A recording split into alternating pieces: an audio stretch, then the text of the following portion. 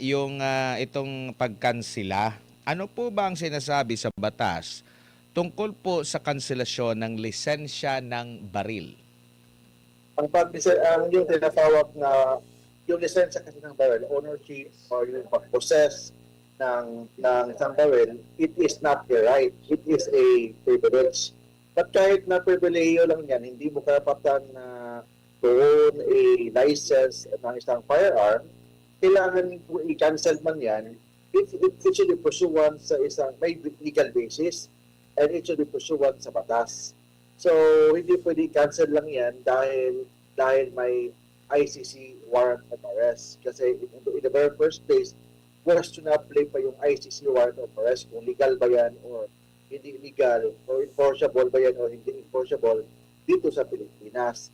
So, kung yun lang ang basihan, parang may problema sa batas po yan kung ang basihan sa pag-cancel ng permit ni Senator Bato de la Rosa is only with respect to the ICC warrant of arrest. Kasi kung i-cancel po yan, kailangan mag-convicted ka na ng isang kaso or may drug-related ka or may violation sa pagkapit ng baril, yun lang pwede kang i-cancel. But because of ICC warrant lang, parang walang basihan po yan sa batas. Opo, at sinasabi nga dito sa batas na nagre-regulate po sa pagdadala ng armas, itong RA 10591. So Section 39 po, mababasa rito yung grounds para sa revocation at cancellation. Hindi kasama doon ang possession of issuance ng ICC warrant of arrest. Opo, no? Siguro ang pwede nilang irason dito, pero ito yung questionable. Itong commission of crime of offense involving firearms, wala namang ganun nang nangyari. At itong B, conviction of a crime involving moral turpitude or any offense where the penalty carries an imprisonment for more than 6 years. Linawin lang natin, ito ba ang pinatutungkulan lang dito ay kaso na convict siya dito sa Pilipinas, kaso na kinakarap niya sa mga local courts?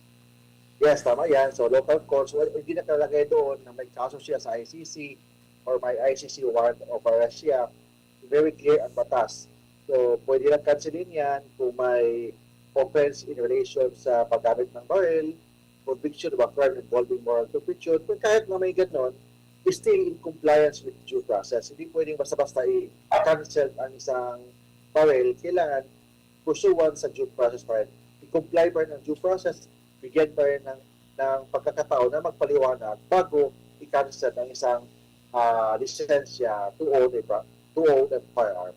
Opo. At dito naman sa section 4 ay sinasabi naman dito yung standards and requisites for issuance or paano ka makakuha ng lisensya, ng mga requirements.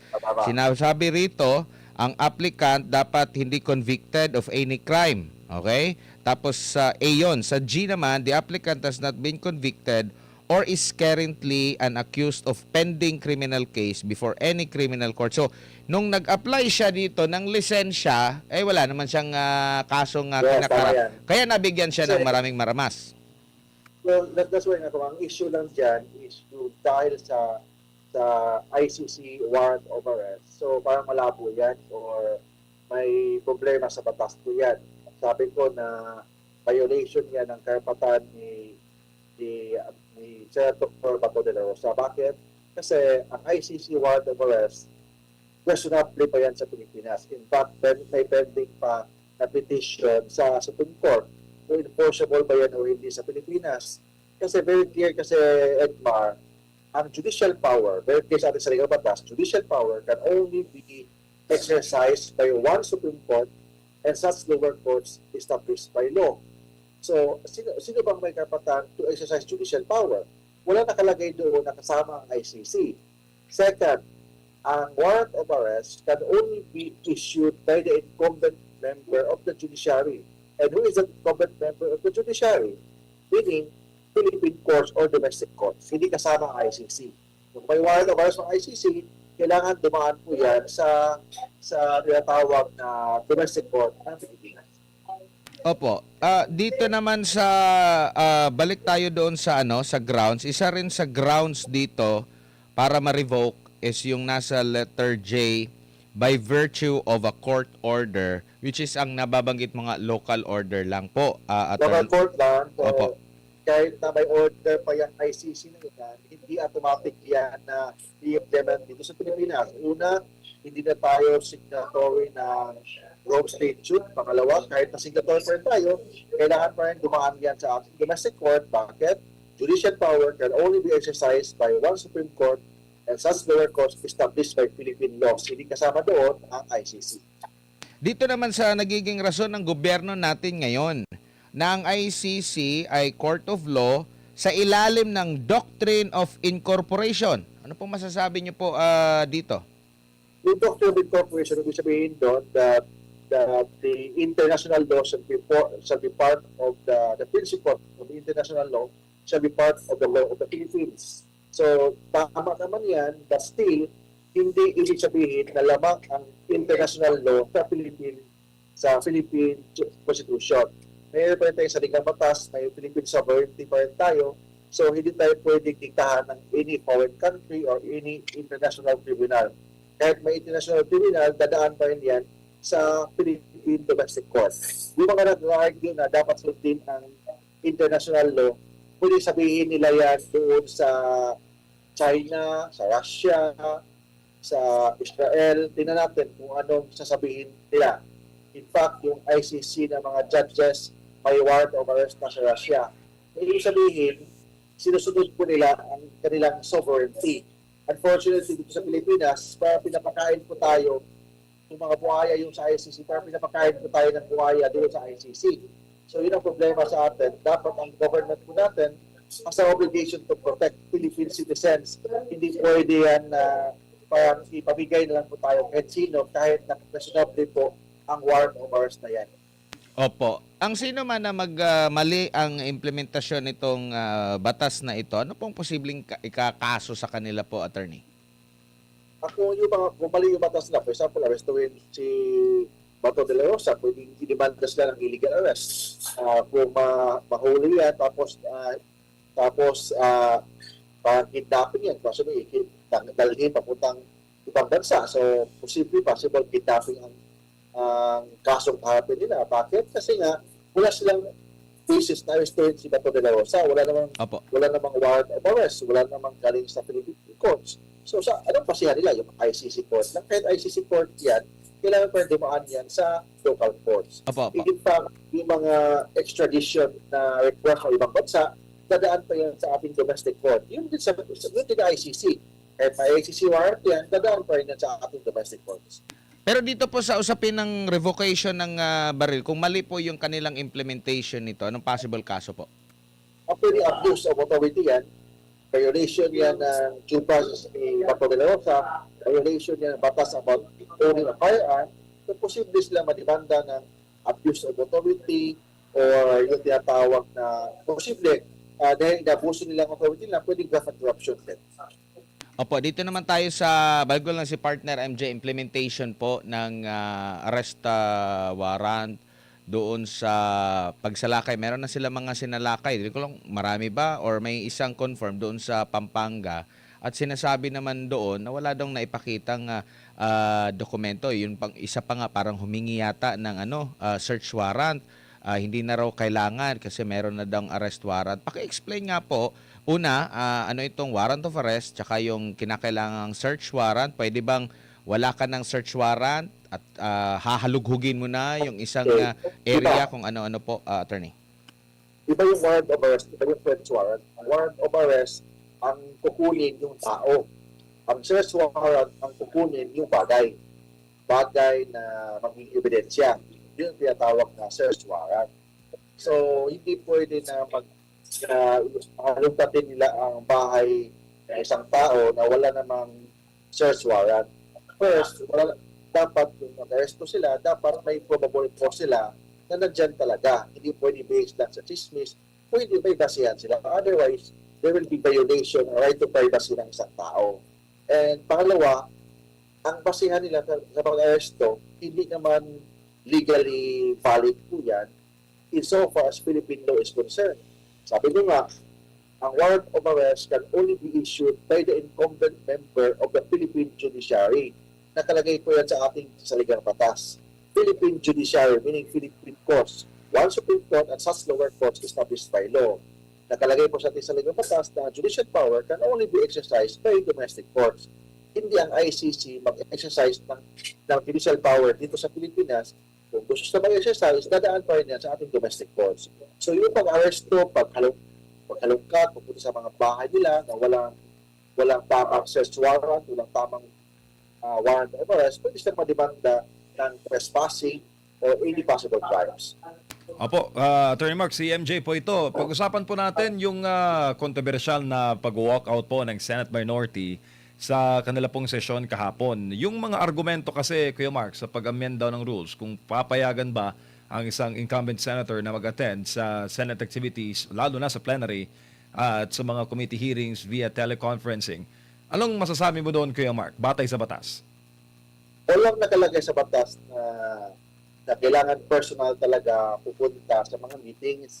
In fact, when I was in the government or even now, sa government tayo, uso na po ang online meetings. Uso na po ang online sessions. So, mga konsyal na mga kilala ko, nagsisession sila, mga board member na kilala ko, nagsisession sila through Zoom. Yun din, in fact, yun din ang request nila when Senator De Lima was the senator, nakakulong siya sa Krame, ni-request po yan ng mga senador na ngayon nag-oppose na. So, saan yung kanilang integrity, saan yung tinatawag nila na prinsipyo na noong panahon ni De Lima nakakulong, gusto nila na may Zoom. Ngayon na si Bato de la Rosa ay pinaghanap na hindi pa sigurado kung valid pa yung warrant of arrest, ayaw nila ng Zoom. So, yung Zoom or modern technology natin, hindi yan pinagbawal ng ating saligang batas. In fact, in-encourage po ng ating saligang batas na lahat po ng mga elected congressman, senators should participate in the session. Kasi trabaho po nila yan. Otherwise, kung i-deprive po nila yung isang tao na isang congressman o senator na mag-participate, it may violate yung right of representation ng mga taong bayan na naghalal sa kanila. Opo, actually, wala pa sila doon sa stage na yun, Attorney Mark, dahil ang pinag-uusapan pa lang nila is yung yung probability na ito'y baguhin agad sa plenary. Kasi yung kinikusyon kahapon ni former Senate President na Minority Leader Tito Soto, paano raw naibalik sa plenary yung motion ni Senator Marcoleta gayong wala pa raw nabubuo na mga miyembro ng Committee on Rules. Kasi ang tradisyon daw sa Senado, dapat dumaan muna sa hearing, dumaan muna sa Committee on Rules, gumawa ng committee report, bago raw po matalakay sa plenary. Sabi naman ni Attorney Alan Peter Cayetano, mas supreme daw, Attorney Mark, yung motion, plenary is supreme, na doon baguhin po yung mga rules dyan po sa Senate. The rules of the Senate can be suspended at any time, depende sa mga senador. Kung gusto nilang na mag-approve ng isang panukalang batas o baguhin ng rules, kung plenary, kung sila lahat ang pag-approve or sila lahat nandun sa Senado, then may quorum naman sila, pwede naman yan na hindi na dumaan sa committee. So, possible yan basta approved by the plenary. Opo. Hindi naman bawal po yan. Opo, at saka tingin niyo po ba, Kuya Mark, dapat pa itong idulog sa Supreme Court? Rules lang ito ng Senado. Yung Supreme Court, pwede silang dumulog doon pag may paglabag na o may grave abuse of discretion. Wala pa namang nalabag, wala pa namang na-approve. Didiscuss pa lang naman nila. So, kahit na i-discuss nila yan, basta approved by the majority ng Senado, yung Supreme Court, sa hindi na makikialam yan sa internal rules ng Senado. Kasi may tinatawag na separation of power, so hindi makikialam ang Supreme Court except pag may abuse of discretion amounting to lack or excess of jurisdiction. Opo, kasi parang yun yung next nila na hakbang. Sabi ni Tito Sen, pag di daw sila nagkasundo, abay, yun na ang kanilang susunod Right na na yan. hakbang. right naman ni Tito Sen yan na pupunta sa Supreme Court. Right na yan na nag-club ko. Kailangan i-prove niya na may grave abuse of discretion amounting to lack or excess of jurisdiction on the part of the majority ng mga senador. Pero baka sasabihin ng Supreme Court lang dyan na attorney, kayo yung gumagawa ng rules eh.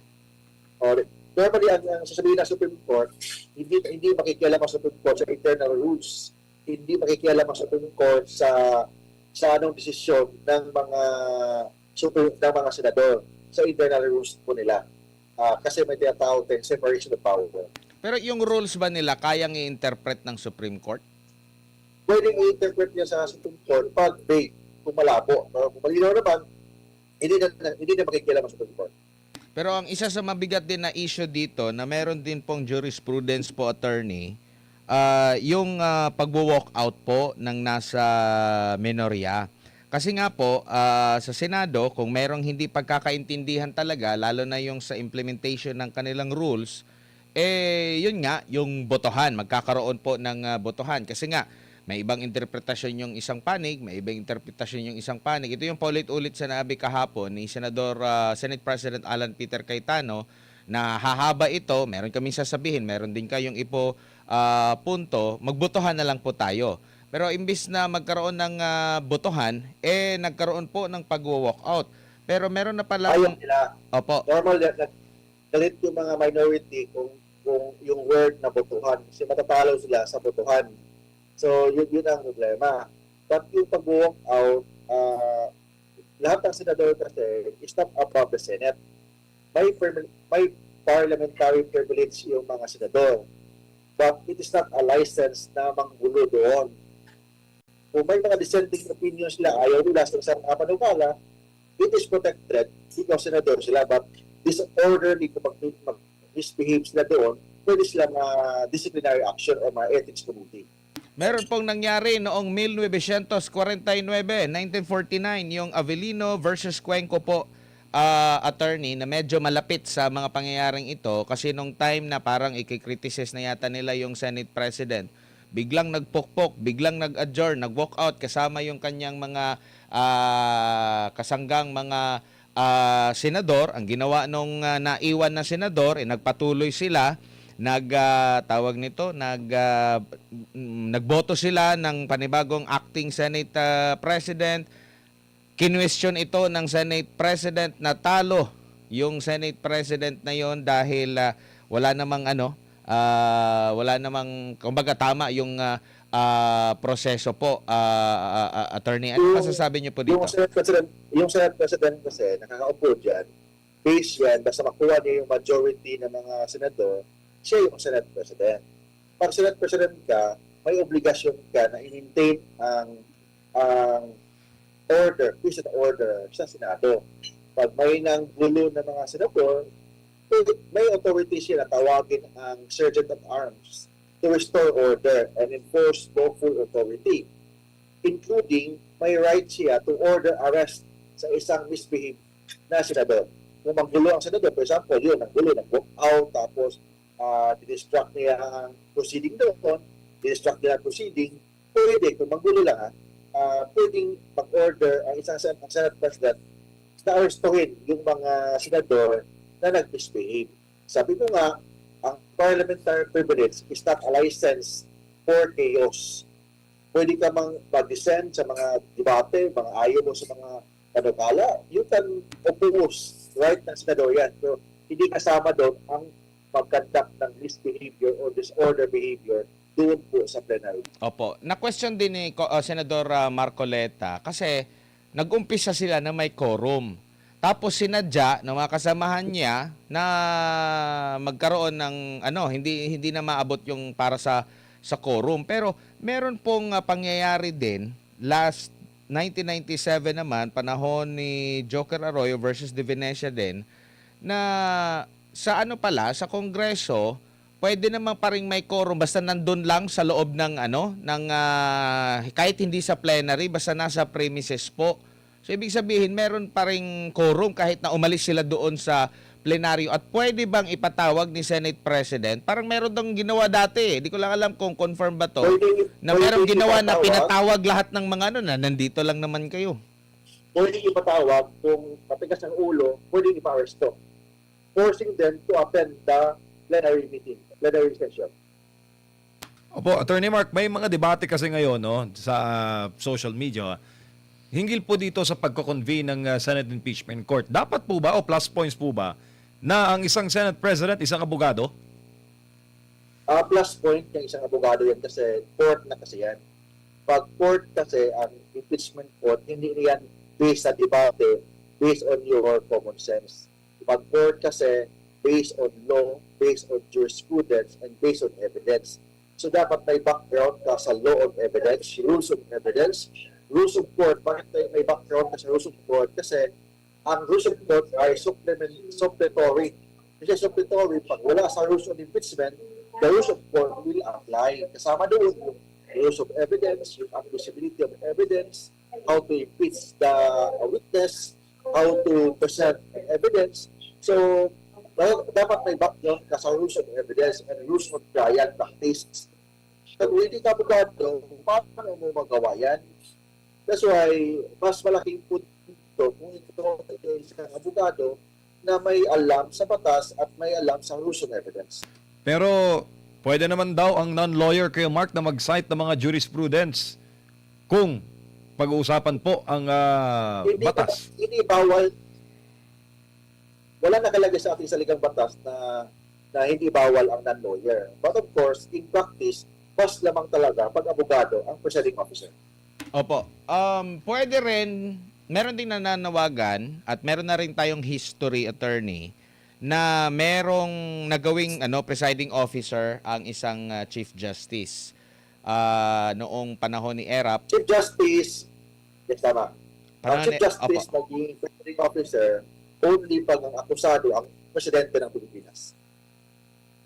Okay. Pero still, kung ito pa rin kasi naririnig natin itong suggestion. Ang Chief Justice or ang Supreme Court ngayon, attorney, meron din ganitong hinahawakan na kaso kaugnay din sa impeachment. Magde-decide din sila kung constitutional or unconstitutional din. Kung Chief Justice maging presiding officer lang siya, but wala siyang karapatang bumoto. So, presiding officer lang siya, but hindi siya bumoto kung i-convict or i-acquit ang isang akusado sa impeachment court. Hindi Opo. kasama sa botohan ang Chief Justice kung maging presiding officer man siya. At still, pwede pa rin, attorney, na pwede pa rin, kumbaga, mauulit pa rin yung nangyaring senaryo nung unang pagsampa ng impeachment na hindi na itinuloy ng Senado ang trial kay VP Sara if mag-decide na ang Korte Suprema ukol doon sa pag-question ulit.